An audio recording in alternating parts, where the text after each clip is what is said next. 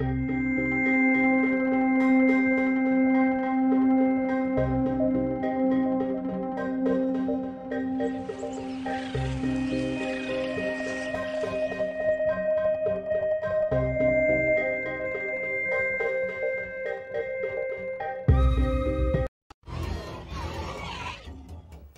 million years ago, a monster roamed the landscape.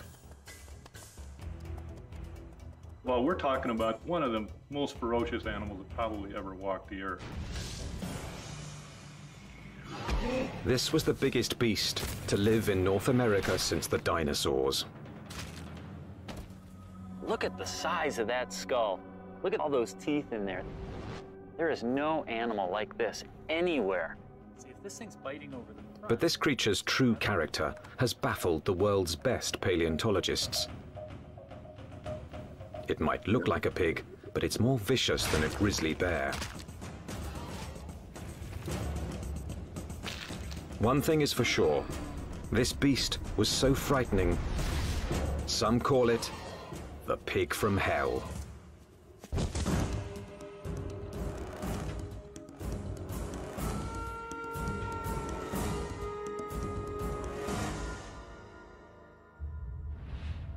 Prehistoric America, 30 million years ago, the dawn of the Oligocene epoch.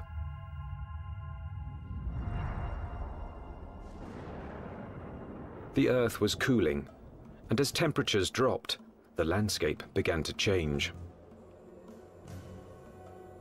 In what would someday be Nebraska, Wyoming, and South Dakota, tropical forests gave way to a radically different environment.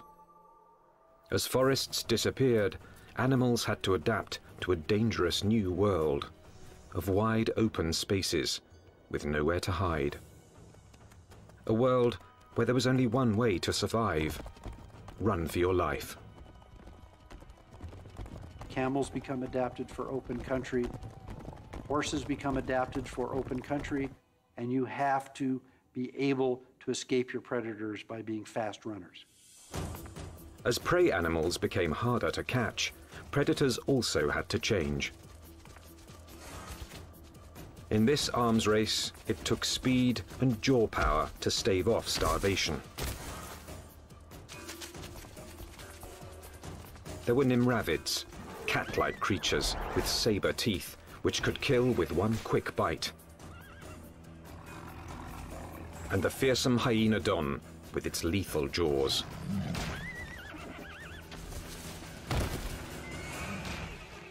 There was another animal stalking these deadly grasslands.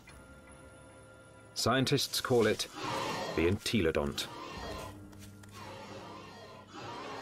More than a meter at the shoulder, weighing in at 270 kilos, entelodont was the Oligocene's #1 menace.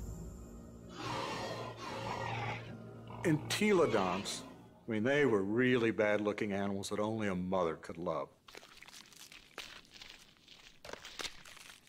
And if you were another animal on the landscape, I mean, you saw one of these things, I think you'd go in the opposite direction.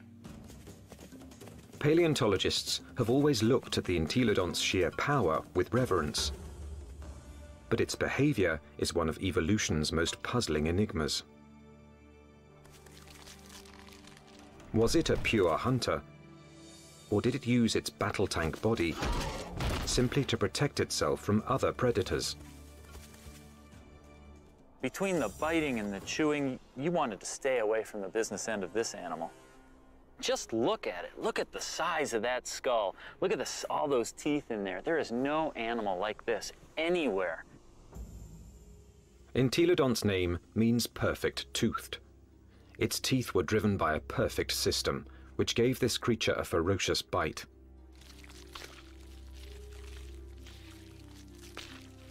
Its jaw power came from two massive cheekbones that leveraged the muscles and supercharged them, driving the deadliest jaws of its time. Jaws that could open 90 degrees and could clamp down harder than a hippo's or a crocodile's. This beast was bioengineered to bite. But what it was eating and why remains a mystery. Entelodonts have no modern relatives, no modern close relatives. So it makes it a challenge for a paleontologist to figure out how they made their living. What would an animal with such an enormous flange on its face, such enormous teeth, be eating? What was it doing? Entelodont fossils first caught the attention of scientists in the 1850s. They decided it was a bear-like creature. But then grooves in the teeth suggested that entelodonts were digging for plant roots, meaning that they literally ate like pigs. Today, scientific analysis has confirmed that the entelodont's closest living relative is the pig. But while this creature has some pig-like features, scientists have struggled to place it in any one category. In many ways, they're analogous to pigs, but they're also analogous to bears. They're also analogous to hyenas. Nobody's thought about these animals before. And there's no animal alive today that is a direct comparison to entelodonts. The lifestyle of entelodonts has provided paleontologists with difficult questions. A new generation of scientists is looking at the entelodont to determine why this plant-eating animal had teeth like a carnivore. Entelodont jaws held 4 different kinds of teeth: canines, incisors, premolars, and molars at the back. The back molars were ideal for grinding vegetation, but it's hard to imagine that the entelodonts would have needed such lethal canines and incisors just to grab plants. Then, in 1993, a discovery suggested that entelodonts were chewing on much more than plant roots. We've got a set of vertebrae here. You can see the neural spines are evident. For over 15 years, this quarry site in the Badlands of South Dakota provided paleontologists with a multitude of fossils from the animals that shared entelodont's world. There it is. First time out in 33 million years, huh? 30 million years ago, this place was a watering hole crowded with rhinos, camels, and early horses.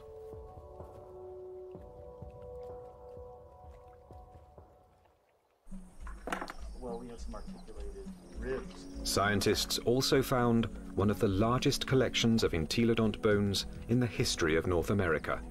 So many that they dubbed the site the Big Pig Dig. Fossil hunters also found the prehistoric equivalent of fingerprints, entelodont teeth marks, all over the bones of the biggest and fastest animals of its time. Well, these represent bite scars along the dorsal margin of this rhinoceros skull. Well, what could make these marks? If we take an entelodont skull, we see that the premolars are widely spaced apart. So when we lay that over the top here, lo and behold, they're matching up quite well, suggesting that this animal is at least a likely candidate for biting through the top of the skull of this rhinoceros. The dig presented key evidence that entelodonts didn't just eat plants, suggesting that they were less like modern pigs and more like fearsome prehistoric predators.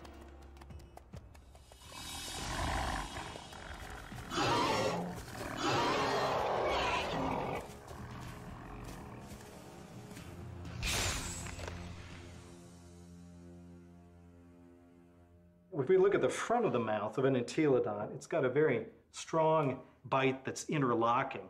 The teeth come together like that. The tips of the teeth don't touch each other, so it's not really specialized for cropping vegetation. In addition to interlocking, the front teeth angled slightly forward, giving entelodonts the ability to grab and nip, something plant eaters don't need, but meat eaters do.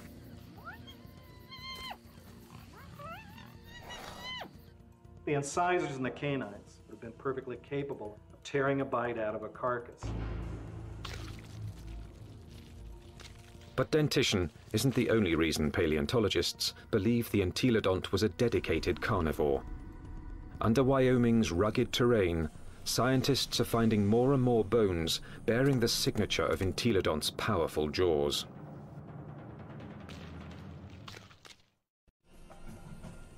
Across the Great Plains of North America, scientists are investigating a prehistoric pig. Entelodont has the teeth and jaws of a fierce predator, but its long, thin legs and cloven hooves suggest it might not be a very good hunter, because it couldn't use them to grab prey. Who was this beast, nicknamed the Pig from Hell? One veteran fossil hunter believes he's found the answer. I look at him as an attack predator, that he was top-of-the-line predator, just like the lion is today in Africa, and just like T-Rex was in the late Cretaceous. Paleontologist Kent Sundell has great respect for this creature's power to kill. At Wyoming's White River Formation, he's found what he thinks is ultimate proof of its hunting prowess. 25 million years ago, this was a flat plain near a river where horses, camels, and rhinos gathered to drink.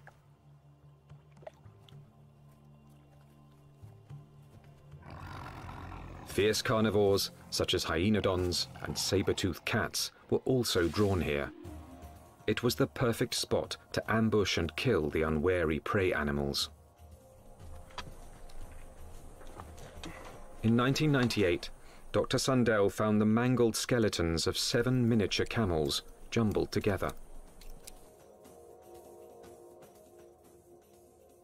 All the bones had been gnawed, and 6 were missing their hind quarters. In theory, they could have been the victims of several predators, like the hyenodon or early saber-toothed cats. But when Dr. Sundell matched up the teeth from White River's meat-eaters with the bite marks on the camel's bones, only one fitted.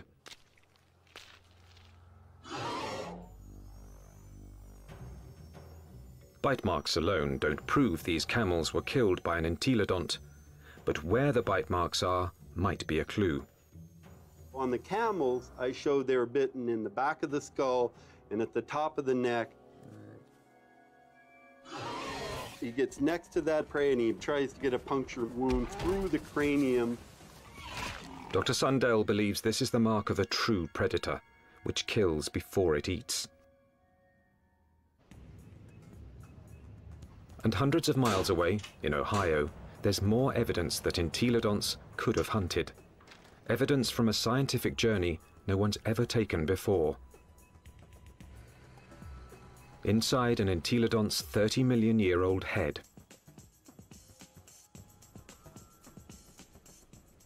At Ohio University, anatomist Larry Whitmer uses a CT scan to electronically model the brain surfaces of prehistoric animals. When he modeled his first entelodont brain, he noticed something unusual. This animal's eye sockets face right back out at us. What that tells us is that this animal almost certainly had binocular vision, meaning the visual fields overlapped, which allowed them to have some depth perception. Larry Whitmer believes entelodont's eyes help to identify it as a predator. There's a decent chance that this animal has binocular vision as a predatory adaptation, to actually spot prey and actually judge their distances, which you might actually expect an ambush predator to have. So it could actually jump at the right speed and the right distance in order to capture its prey.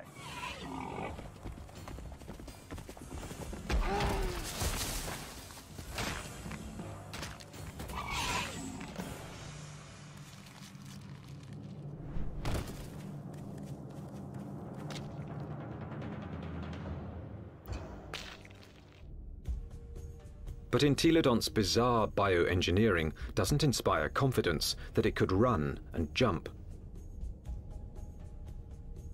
its body bones are light compared with its massive skull.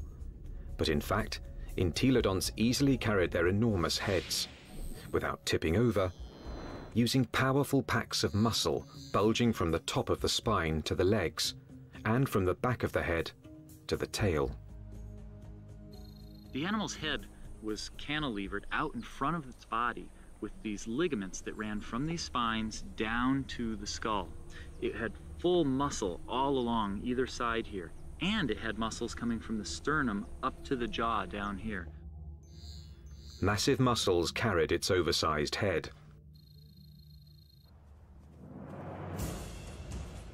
But to bring down a camel, it would also have to run fast. And that's when the entelodont's agile, lightweight body may have paid off. There's just one problem. When a predator catches its prey, it relies on its claws to grab it and bring it down.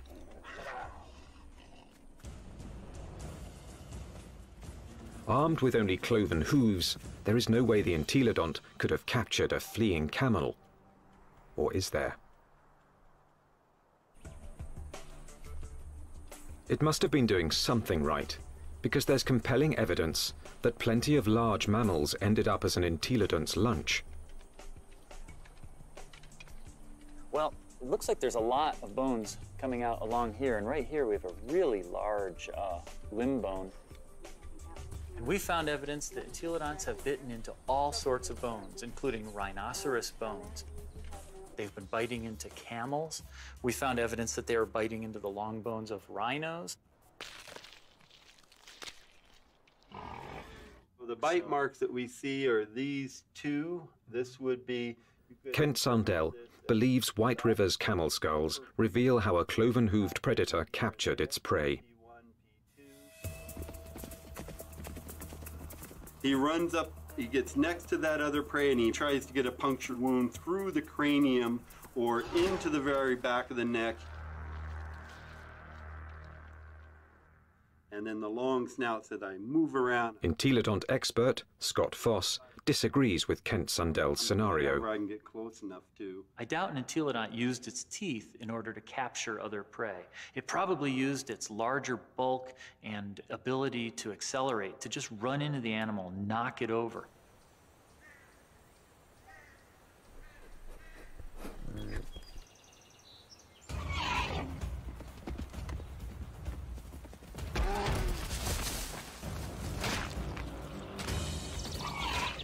Once I had that animal knocked over, then the teeth can go into business, then the jaw goes into business, and it could crush whatever it went into.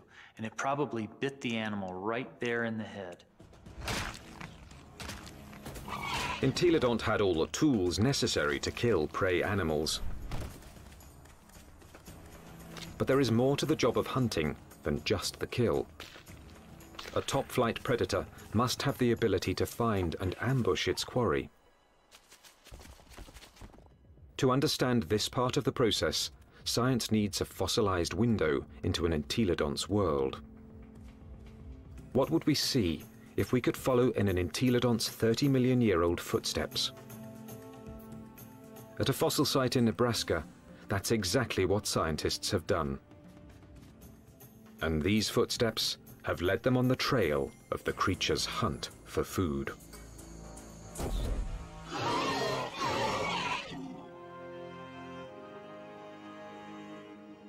Northwest Nebraska, home to Toadstool Geologic Park, one of America's more remote tourist destinations, and a treasure trove for anyone fascinated by life's ancient past.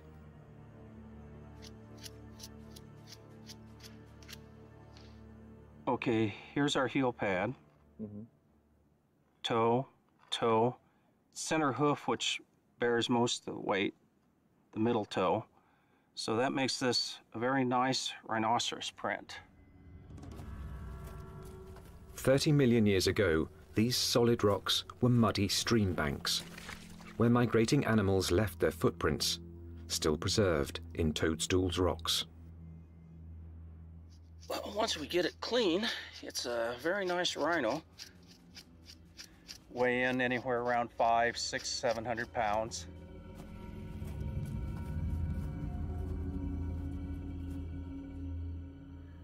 Dave Nixon has spent over 25 years analyzing the fossilized animal tracks of Toadstool Park. So on the first slabs over there. He pours water on 30-million-year-old tracks to make them more visible. He can then interpret the animal's behavior. And he's walking at a deliberate pace, but not excited until he gets to this point. He starts to become stuck in the mud and shows quite a bit of emotion here because he really kicks. Lands here, and he's out of the mud, but he puts another leap in, and the third bound takes him out of our exposure, and we're seeing excitement, if not fear. And if you're a herbivore, somebody always wants you for lunch. The rocks reveal that something was following the rhinos. We also have some smaller tracks. They look really tiny until you realize they're the tips of the toes. And what we have is an entelodont. The entelodont tracks at Toadstool Park give experts like Dave Nixon an unparalleled opportunity to understand how these creatures might have hunted. Because on that day, 30 million years ago, entelodonts weren't the only animals following the rhinos. And we have a set of carnivore tracks over here. These are smaller, and there are some claw marks on the inside. And we have another set right here. That carnivore may have been a hyenodon. 30 million years ago, hyenodon was one of the top carnivores in North America. Its powerful jaws could pin down any prey animal.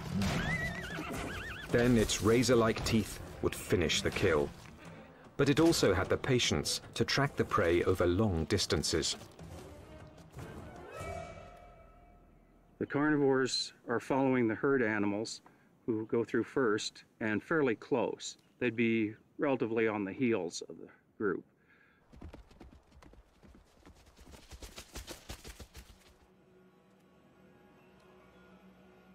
Mysteriously, the tracks also reveal that the entelodonts were letting the competition get closer to the prey. They're following the main herd, but they're not as close in time. Why would a hungry entelodont on the trail of a meal allow another predator to rush in for the kill?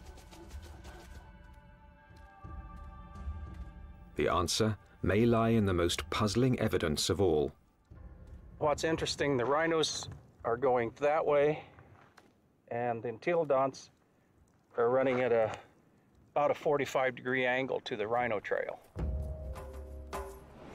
Zigzagging seems a strange path to take if the hyenodon was closing in on the prey. But some experts believe entelodonts might have had a very good reason to zigzag. A reason revealed by a CAT scan. When anatomist Larry Whitmer modeled the surface of an entelodont's brain, one exceptionally large nerve cluster got his attention. The size of these things right here, and what these are nerves that are actually bringing sensory information in from the snout. This was no bloodhound, but it still had a very respectable sense of smell, and this smelling apparatus here certainly would have been well adapted to pick up the smell of a carcass. And that could explain why the Toadstool Park entelodont zigzagged while following the rhinos and hyenodon. Zigzagging could have helped its nose track the smell of a kill. It's searching. If, say, something's here or here, as you go around it, as the wind brought the scent to you, you'd be able to basically triangulate in on them and go find it. So if you were, the wind's from this direction and you're upwind, you'd miss it. But as you came this way, you'd be downwind and catch it, and you could double back.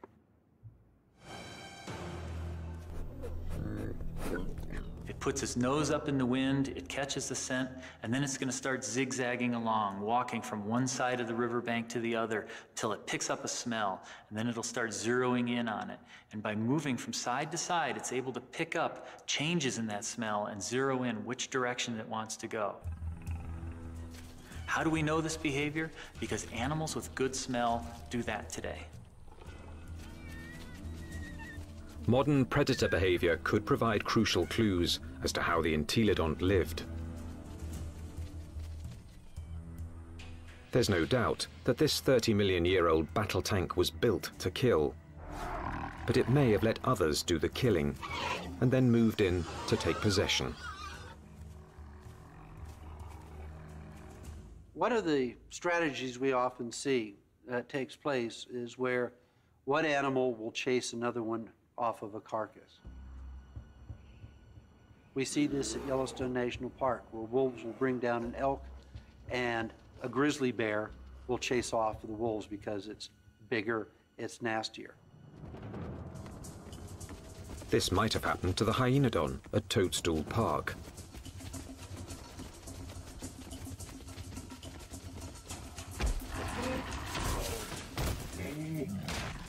The hyenodon has run down and killed an exhausted rhino and is feasting on the carcass until the pig crashes the party. The razor-jawed beast goes from fearsome predator to underdog. The hyenodon might get in a few blows,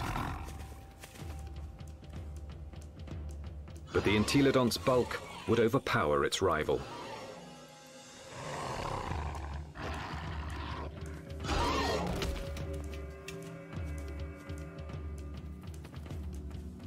Entelodont had the tools to take any carcass it wanted. I can't think of any other carnivore that might stand up to it. Some experts argue that this is the true secret of the creature's success. An entelodont could hunt, but it didn't need to be a full-time predator. Instead, it let true predators do the hunting and killing, and then stole the fruits of their labor. Stealing food from a hyenodont, even if it meant getting into a battle with a hyenodont, would probably take a lot less energy than having to hunt for food and kill food on its own. If scavenging was its lifestyle, the entelodont's complex bioengineering doesn't look so strange. Entelodont had the eyes of a hunter, the nose of a scavenger, the front teeth of a meat-eating carnivore, and the back teeth of a plant-eating herbivore. It may have evolved from a plant-eater into an omnivore, a creature that could eat whatever was available in a radically changing world. And so in reality, what this animal ate was anything it wanted. That's part of the reason why these animals were as successful as they were for as long as they were on the planet. The entelodont's success was about to be tested by an ever-evolving planet. The Earth was growing cooler, and the landscape was changing.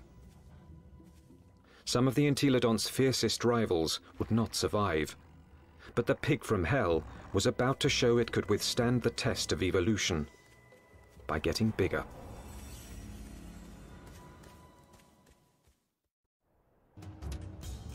"25 million years ago, entelodont reigned supreme. It roamed the North American Badlands, eating everything, fearing nothing, taking any food it wanted." Well, we're talking about the biggest, meanest animal that ever walked the Badlands, and was one of the most ferocious animals that probably ever walked the earth. Nothing could stop the entelodont from dominating their world for millions of years to come. Nothing, that is, except planet Earth.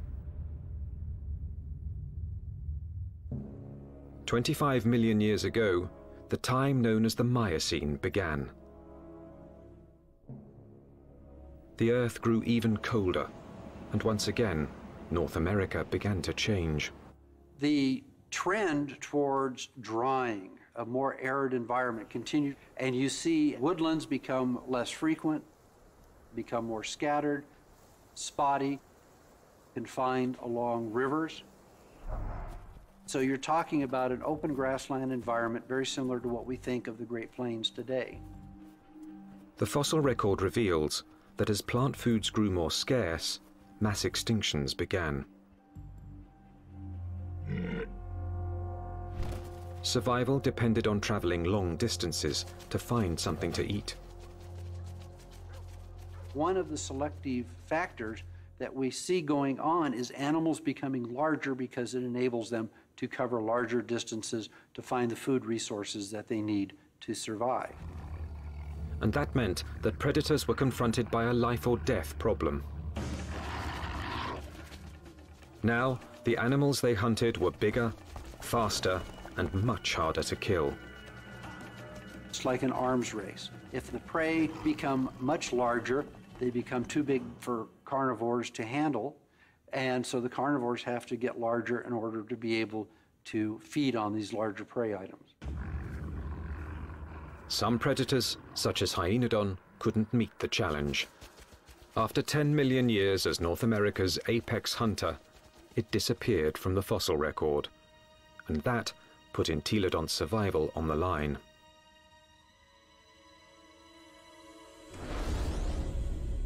When the predator is gone, the scavenger is now in danger. The scavenger now needs to adjust its lifestyle. And if the scavenger isn't very flexible, it's going to have a difficult time. And in fact, the so-called pig from hell disappeared from the fossil record at about the same time. But this species wasn't gone. Entelodonts evolved to rule the North American plains with a vengeance. This pig hadn't become extinct, it had supersized. This new version stood over 2 meters tall and was 4 to 5 times the size of its predecessor. It still had a battle tank body and a sprinter's legs. Its skull and jaws were now even more massive and more intimidating. It was bigger than a modern bison.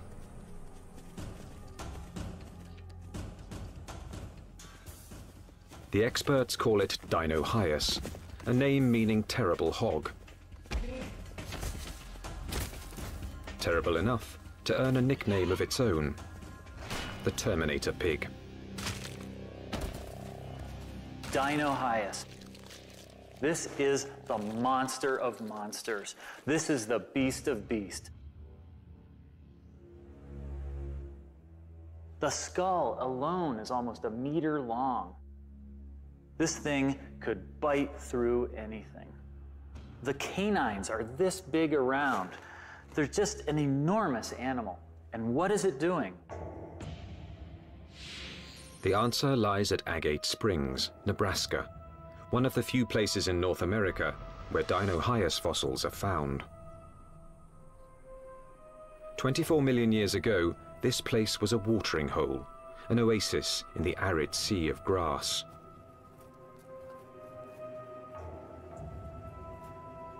Hundreds of animals, many of them rhinos, gathered here to drink. And as the drier, colder planet killed off their food supply, they came here to die, making Agate Springs a paradise for predators and a favorite haunt of the Terminator pig.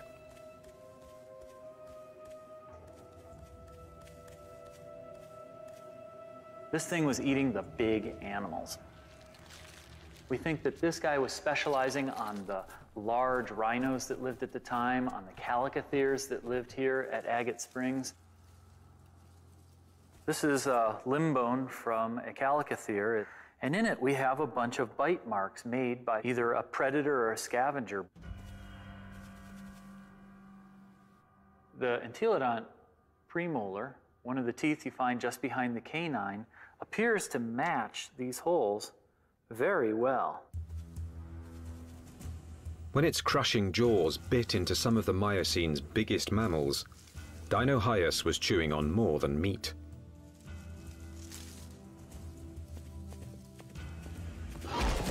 But the important part of this bone is this end here, where it's been broken off.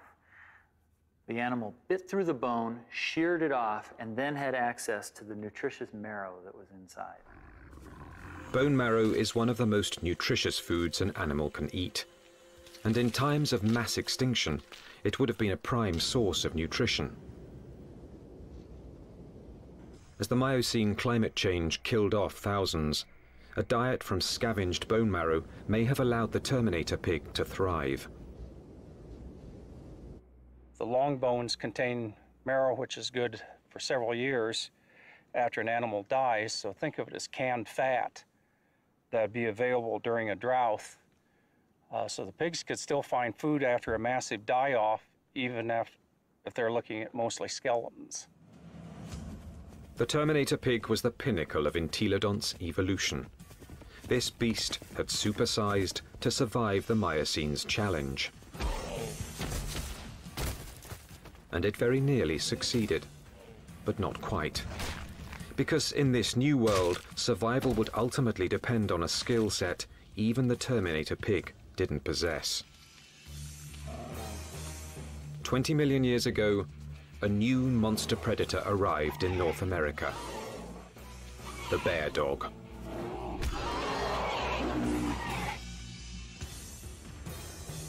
The Miocene epoch, 20 million years ago. In what's now northwest Nebraska, Dinohyus, aka the Terminator pig, is settling down to eat. The chances are good that its meal will be interrupted.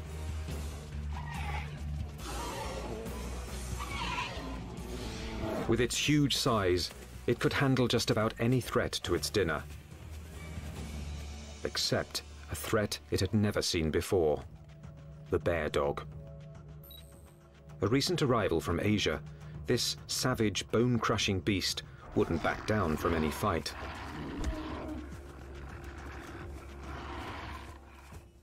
The bear dog migrated from its homeland in China and Mongolia across the Bering Strait to North America about 23 million years ago. Just about the time that North America's top predator, the hyenodon, suddenly disappeared.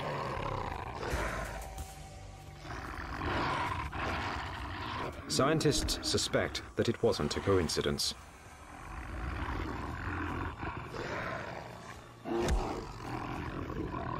They certainly were probably much better predators in lots of ways compared to hyenodon.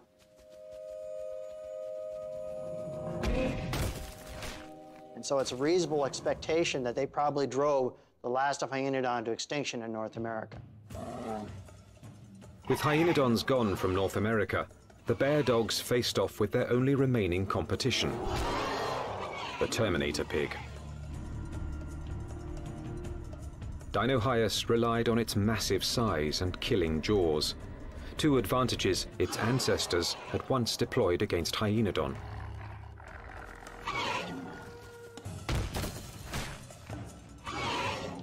But the bear dogs counterattacked with new evolutionary weapons. Its first weapon was speed. With its heavily muscled, top-heavy body, Dinohyus could be a fast runner in short bursts. But on the vast, open plains, the bear dog's bioengineering was perfectly suited for long-distance pursuit of prey that was becoming much harder to catch. When you look at the skeleton of this animal, it's a much more sophisticated, much faster running animal. We see longer legs in the horses, longer legs in the camels. So if it came to running down prey items, this animal would have had an advantage. Its next weapon was its teeth. Entelodonts ate well because their jaws and teeth could tear flesh and crush bone to extract its highly nutritious marrow. But bear dogs could do these things just as well. In fact, even better.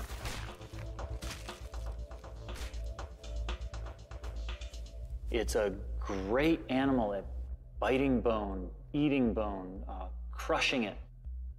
And it also has a set of teeth that are sharper than any entelodonts. Entelodonts, for example, wear the tips of their huge canines off, and they're not actually very good for puncturing, probably because they spend so much time crushing bone with them. This animal never does that. Its canine teeth are always much sharper. It also has better slashing teeth in its jaw than any entelodont had. So in many ways, it did a better job of what entelodonts had done than entelodonts ever did. The bear dogs could outrun and outbite the Terminator pig. And they had a third weapon the entelodont never possessed. The deadliest power ever to evolve on Earth. Bear dogs actually had much more advanced brains. Brains that were much more like what we see with modern animals. So where these entelodonts had relatively archaic, simple, smooth brains, these bear dogs actually had a much more expanded neocortex that was more highly folded. These were more sophisticated animals. Instead of developing brain power, entelodonts had responded to the Miocene challenge by supersizing into Dinohyus. For almost 20 million years, they had ruled their world by brute force.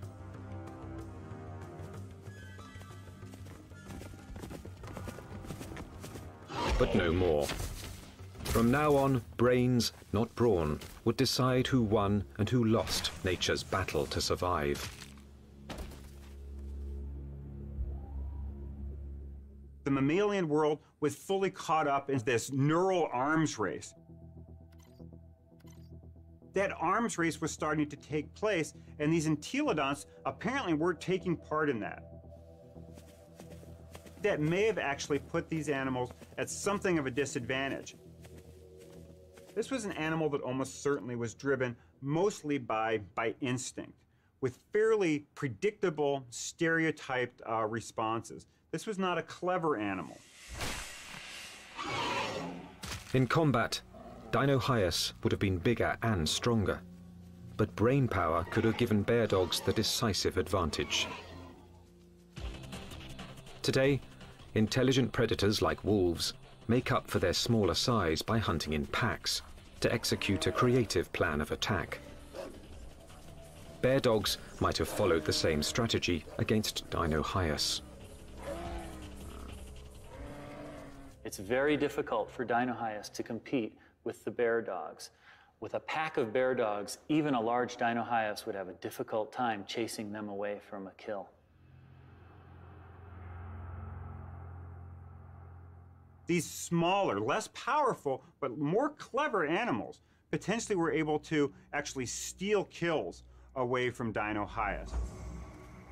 That they actually could have used different kinds of techniques. Fooling Dinohyus, being able to lead it away, or to actually even take on Dinohyus itself in actual combat.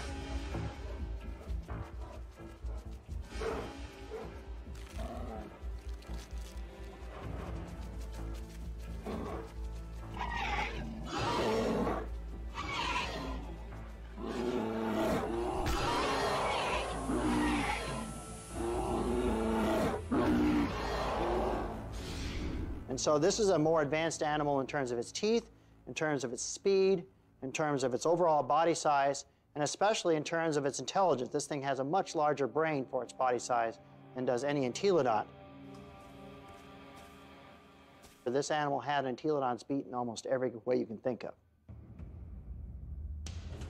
Within a few million years, after bear dogs arrived in North America, they had squeezed Dinohyus out. Its favorite food, the calicothea, was also extinct. Without this meal to sustain its own massive bulk, the Terminator pig was forced to compete directly with bear dogs for smaller prey. And that meager food source wasn't enough. The supersizing that had once guaranteed success was now a fatal flaw. Eventually, it got to the point where it is no longer advantageous to keep getting bigger because you reach a point of diminishing returns, that the amount of food you get by stealing from other animals does not compensate for your needs to maintain a population. Unable to get the calories it needed, the Terminator pig became the last entelodont. So if your prey goes extinct, you're likely to go extinct as well. Just getting large is not a good idea for the future.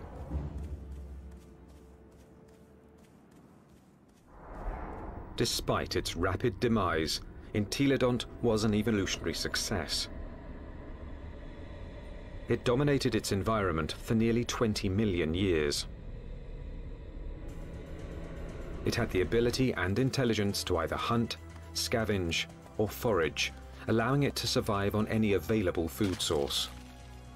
This behavior is now the norm for more modern omnivores, like bears and humans. And some think a bit of entelodont's predatory instinct still lives on.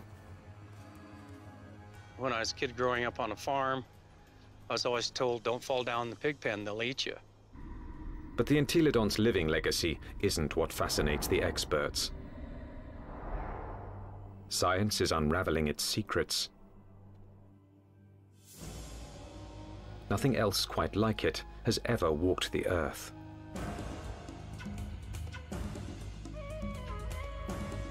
All we know is that this strangest of creatures, this toothy beast with an appetite for destruction, dominated its brutal, dangerous world for tens of millions of years.